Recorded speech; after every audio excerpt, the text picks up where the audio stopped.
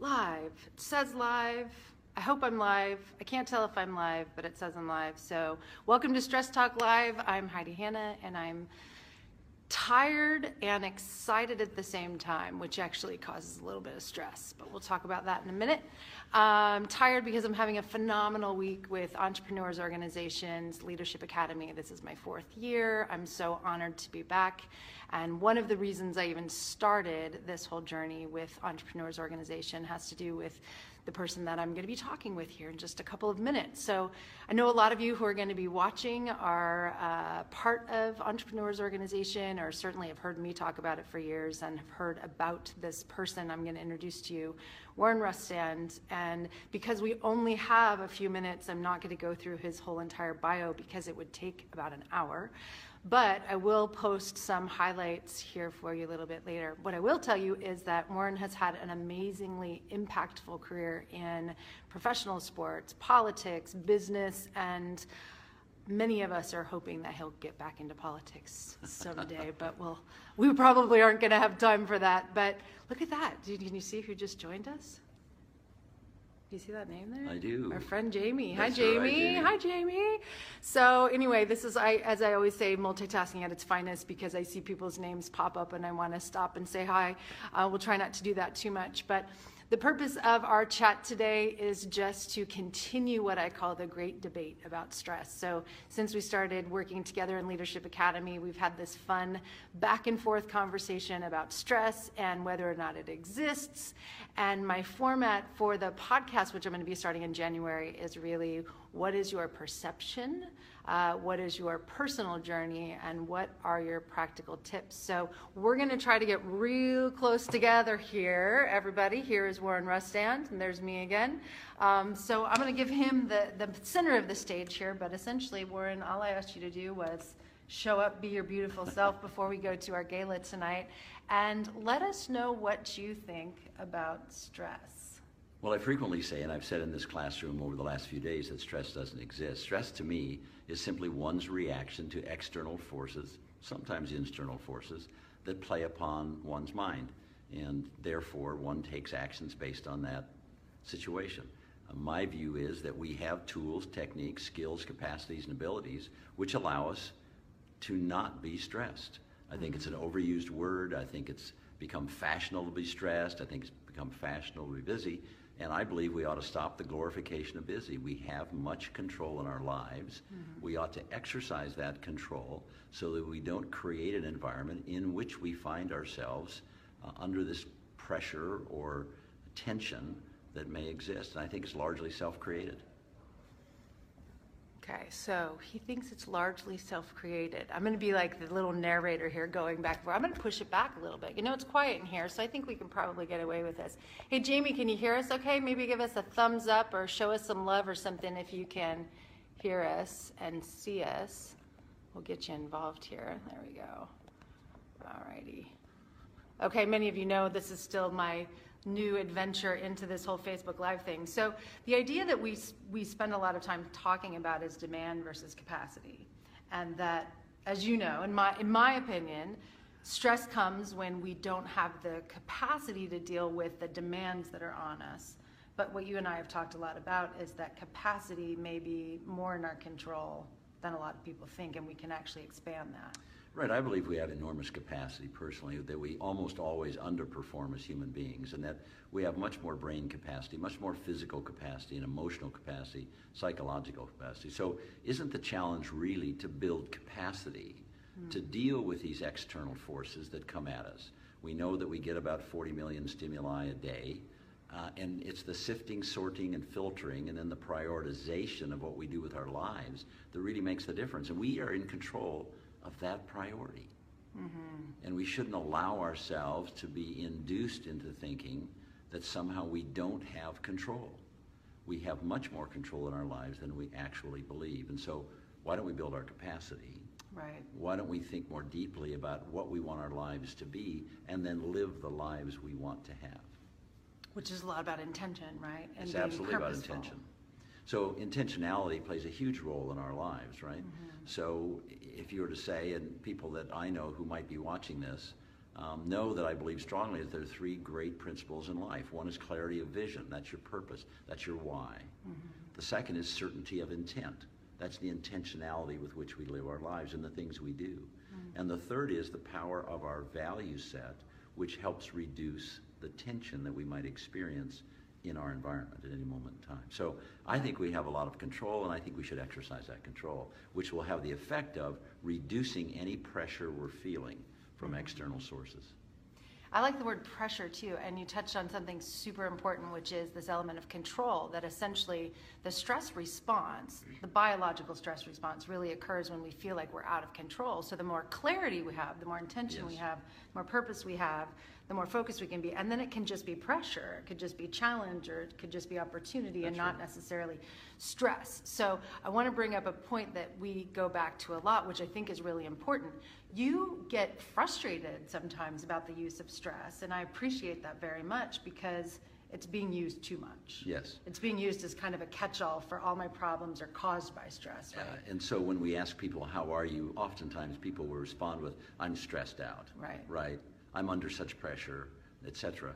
And what that sends to me as signal that they are not in control of their lives and they're not making choices and decisions which may be in their best interest. So I think all of us can do a better job of using the capacity that we have to deal more effectively with those forces, external or internal in some cases, that show up in our lives. And I think all of us feel tension at different times. All of us feel some pressure at different times. I think it's taking it to another level when we throw everything in the sink of this word called stress. Right. And I think we have to be careful about that. I'm not sure our children need to hear that we're stressed out. I'm not sure our business colleagues need to hear that we're stressed out, our friends and family that we're stressed out. Rather than talking about stress, why don't we focus more on what can I do in my life to gain control, and what can I do more effectively with the tools I have at my disposal to be more effective with all that I have in my life. In other words, intentionality and choice. So it seems like there's kind of two things going on. One is, how do I exert more control, and also how do I get super clear so that the control I am giving, or the effort I am giving, is going in the right direction? Because that misalignment is, I think, a lot of what causes chaos and stress. Oh, I absolutely agree with that. And you and I think, agree too, that alignment in our lives is really critical, which is why you say clarity of vision, certainty of intent, power of values. Alignment of those things in our lives has the great opportunity to dramatically reduce the pressures that we might feel in our lives, because we'll be so clear on what we're doing and why we're doing it. And sometimes uncertainty, pressure, strain is caused because we are murky, we're vague, we're unsure of what we want to do with our lives or what we're doing with our lives. And often is mentioned this notion that stress is, and you say this, stress is demand exceeding capacity. I believe that we have the capacity to overcome virtually everything if we'll just figure it out, work at it, and focus on those tools and capacities. So shockingly, you just gave me an aha moment. I have these all the time when I'm around him. So do you think sometimes we maybe overestimate the demand on us because we're focusing on the wrong things? Yes. I think sometimes we don't carefully analyze what demand has been placed upon us. Yeah. We don't understand its dimensions completely, and we so fight or flight, right? We go to safety. We go to this notion of, oh my goodness gracious, I'm stressed, I'm overcommitted, whatever it happens, I'm too busy, right? If we just step back from say, this is just a problem to be solved. Right? It's just a problem. Now let me focus on the solution. And the solution is very frequently taking control of our lives and focusing on what it is we want to do. And when we do that, we greatly, all of us know this, we reduce the stress in our environment, right? So I don't even like to use the word stress. Heidi knows that. I tell her there is no such thing as stress, right? Okay, yes, is there tension? There's always tension in life between couples, boyfriend, girlfriend, children and parents, employers, employees. Yes, but there are problems to be solved. It's a part of our life. It's a part of our existence. Now let's focus on the solution and dealing with it in a way that makes our life more comfortable and happy. So, but I'm thinking about so many things at the same time. So I really appreciate that, because I have been feeling this, let's call it pressure, and I'm feeling a misalignment of just, you know, if I don't know exactly what I want to be doing and I say yes to everything, that feels stressful. But when I have that clarity, then I know how to budget my time, budget my energy, because as I say, and I wear on my wrist, I'd rather be extraordinary at less than ordinary at more, but I still keep saying yes to everything. Right. So some of it is that intentionality and clarity of focus. And then some of it is building capacity over time, right? By challenging ourselves. And, well, so how do you feel about recovery? Like taking downtime and taking breaks and all of that kind of stuff. It's all about the control in our life, right? If we manage our sleep patterns appropriately, if we manage our exercise patterns appropriately, if we fuel ourselves with the right food on a regular basis, if we oscillate our lives, if we have plenty of time for recovery and expenditure of energy, all of that will lead to a happier life. So therefore, I suggest again that the control mechanism is me. Okay, the control mechanism isn't someone else, it's me. I have that power. It's a gift I've been given. It's called choice, right? It's free agency. It's the ability to make choice for ourselves. And so I think if we utilize that appropriately, we have a great opportunity in front of us to reduce this noise in our environment. The other thing I would suggest, Heidi, is that we have to establish filters in our lives for saying yes and no. We have to have criteria for what we'll do or not do. And sometimes by accepting too many things, perhaps, or by not saying no to things, we therefore end up with demand higher than we would like for our time in life and for who we are as an individual.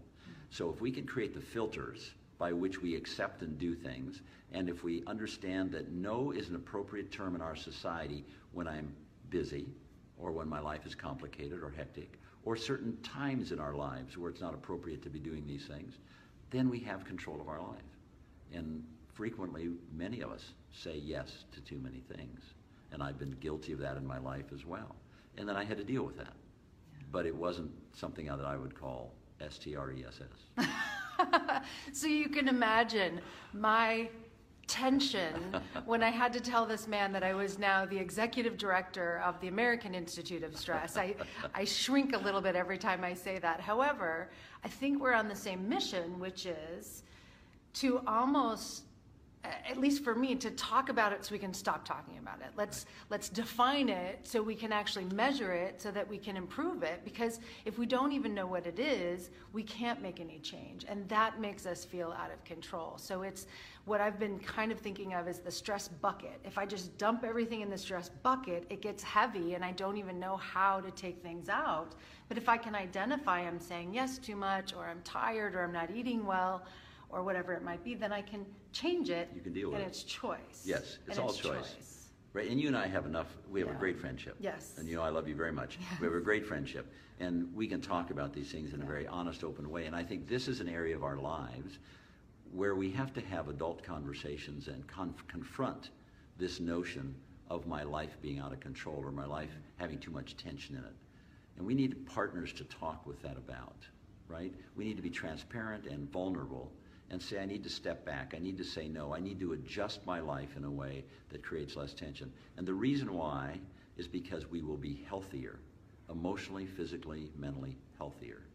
And that thing called tension or pressure actually damages our lives and can do physical and emotional damage to us. And why would we do that to ourselves when we clearly have the tools and the ability to say, no, enough is enough. I'm not going to live my life this way. I'm going to live it the way I choose to live it. And I also appreciate there may be those who are watching or thinking about this where they'll say in response to that, but I don't have a lot of choice. There are things in my life that are controlled by others, and that's true to some extent.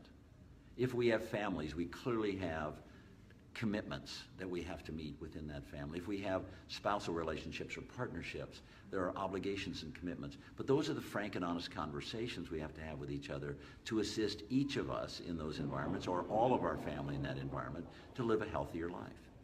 So finding out how to do that, we have to look only as far as the person on my left, Heidi Hanna, who knows more about that than I'll ever know, but she has absolute formulas and prescriptions for helping us lead healthier lives. And that eliminates and minimizes this thing called STRESS that I refuse to say because I don't believe it exists. So it's so much in there. And actually, I've invited Warren to be on our new StressCon Summit, Stress Conference. Maybe we'll change it someday. You know, I actually had a really good friend of mine, Gary Frost, who works at Canyon Ranch. And he actually recommended that we call it the American Institute of Resilience and refer to it as AIR. So maybe that will happen. I'm not sure how Hans Selye would feel about us changing things at this point, but something for consideration. So we're going to continue to talk about this because I think what you bring up is so important around alignment and clarity. And even though I know this and I've been teaching it for 10 years, I am really jacked up in this category. So I could use your help, and I would like to be working on this process. So just for tonight, I know you have to go. He's all dressed up for our gala tonight. I haven't even started, so I'm going to need some time. What would be one tip, one thing, if someone's watching right now and is feeling STRESS, what would be your one tip to manage it better? Make an emotional decision to take control of your life and create the alignment that you want to have, to be your best self all the time. And the only way to do that is to only live the life that you want to live. Oh, that is so powerful. I love this man. I love this man, and I'm so happy I could share him with you for a little while, and I'm going to be talking with him more very soon. So thank you so much for everyone that joined us for this short impromptu session during Entrepreneurs Organization Leadership Academy. We have a very important night to get to tonight. We do. We have our gala and a lot of really great toasts celebrating a lot of really great people in this organization, and I'm so grateful to EO for introducing us, and the great debate will continue. As for right now, it sounds like we're on the same page, but maybe we'll come up with something a little bit more dramatic for our longer chat. Thank you all for being here. Bless you, and we'll see you again next week. Bye. Have a great day. Bye-bye.